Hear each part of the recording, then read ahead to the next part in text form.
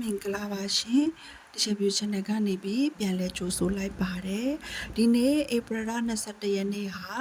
အရန်ကို powerful ဖြစ်တဲ့နေ့တစ်နေ့ဖြစ်တဲ့အတွက်ကြောင့်မလို့ကိုယ့်ရဲ့ manifest လေးပေါ့နော်ပြီးလို့ရှိရင်ကိုယ့်ရဲ့ဆုတောင်းတွေကိုဖြစ်ချင်တဲ့ဆန္ဒတွေပြည့်လာမယ့်နေ့ဖြစ်ပါတယ်ဒီနေ့မှာဆိုလို့ရှိရင်တော့တောက်ကြကျူရဲ့ဂျတာပရိကျူရဲ့တဒန်းတဲ့ဖြစ်တဲ့နေ့ပေါ့နော် April 21 ရက်နေ့ဟာအဲ့ဒီမှာကိုယ့်ရဲ့ဆုတောင်းတွေကိုအပြင်မှာကောင်းကင်ဘုံထွက်ပြီးတော့9 နာရီ9 မိနစ်ခြေကာလမှာ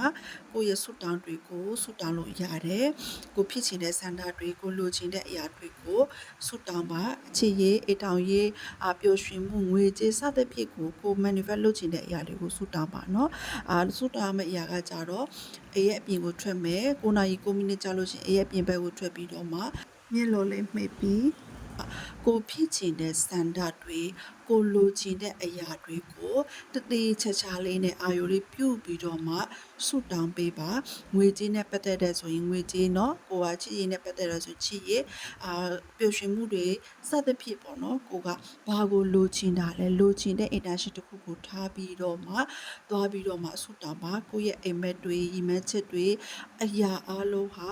ပြီးဆိုမဲ့နေ့တစ်နေ့ဖြစ်ပါတယ်။ဒါကြောင့်မလို့ဒီနေ့ရဲ့ဗီဒီယိုဖိုင်လေးမှာမျှဝေပေးလိုက်ခြင်းဖြစ်ပါတယ်။ကိုယ့်ရဲ့ဘဝထဲမှာ abundant ဖြစ်ခြင်းနဲ့ဆိုလို့ရှိရင်တော့ည9 နာရီ9 မိနစ်ချိန်မှာဆုတောင်းလေးပြုကြပါလို့เนาะပြောချင်ပါတယ်။အားလုံးကိုကျေးဇူးတင်ပါတယ်။ကျေးဇူးတင်ပါတယ်။ကျေးဇူးတင်ပါတယ်ရှင်။